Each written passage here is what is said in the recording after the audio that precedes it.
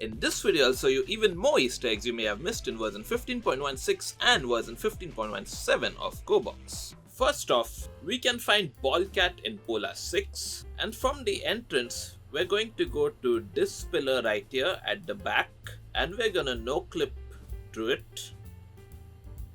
What you'll find down here is this little Easter egg which looks super weird the closer you get to it. And what you can do with your fizz gun is simply grab it and drag it out of there. Now this Easter egg is actually a ball with cat ears and a cat face. And if you place your crosshair over it, you can even give it cute little cat whiskers. Now this Easter egg is a reference to a YouTuber who goes by BallCat Official, and he's known for his very popular Escape from Gorebox series. You can check out one of his videos right here. So yeah, this Easter egg, it doesn't really bounce unfortunately. So here's something fun you can do with this Easter egg. I applied interface mode to both this Easter egg and the Go doll, and then I linked both of them together, and now this is a Go doll with a cat face. I can even move him around and that sticks to him exactly like a mask. So I guess BallCat has now got his unofficial mask in the game. Next, someone told me about the papers in the facility map. Now I'm in version 15.16 of Gorebox, and if we go into this observation chamber that overlooks this, well, chamber I guess, and you go to this little table, we've got a blueprint for the reality crusher right here. This is how it looks, and here's what this looks like in version 15.17 of the game. So a small update that's probably hinting at the redesign of the reality crusher, the future design of which I've shown you in this video right here. Next, Enderdoge has told us about a few things, and first off, Gabocto has put in some new music into the game. So you'll want to spawn in a car, turn on the radio, and keep turning it off and on till you find this particular piece of music.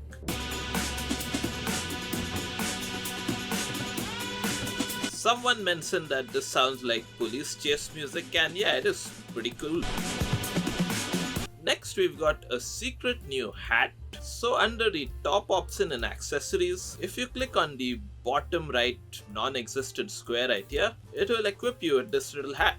It's extremely similar to this hat right here, except it's got a little star on it.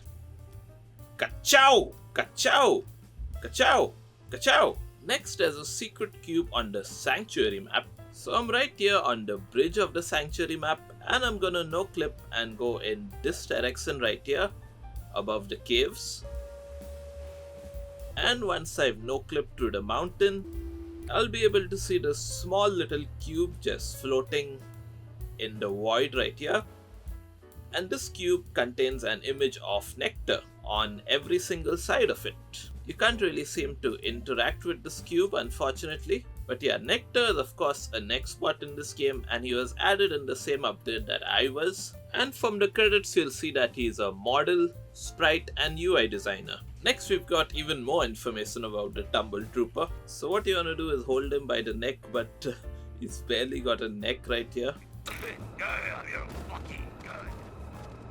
So he has a bit of voice lines when you do that, and he even chokes when you do that. Now we've got a new tip for the Observer boss fight. So what you want to do is spawn two treadmills in the opposite direction from each other, and now if you just stand in the middle of them without pressing a single button, your stamina and speed will increase by themselves, although it will still take quite a while. And so what my subscribers suggested was getting your speed up to 2 and then activating the boss fight, and then basically being pretty hard to get for the Observer.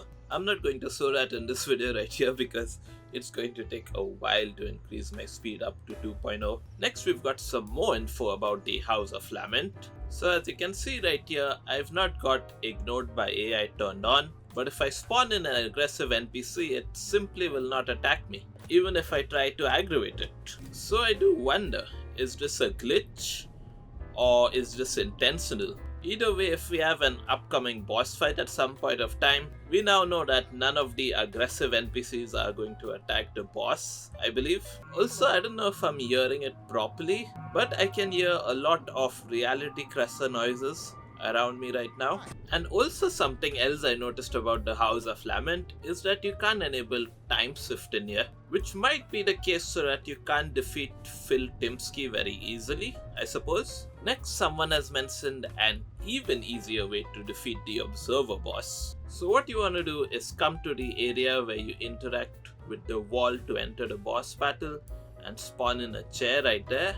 I'm going to freeze it so that it doesn't just float in the water. Then I'm going to sit down on it, and at least on PC I am going to left click my mouse so that I can enable drive-by mode. Now this will allow me to interact with the wall right here and start the boss battle. And I'll get thrown deep into the void and I'll die. But this is intentional and I'll respawn again, this time with revengeance for some reason. So what I've done now is grabbed one blueprint and I'm going to go right to the observer and intentionally get myself killed.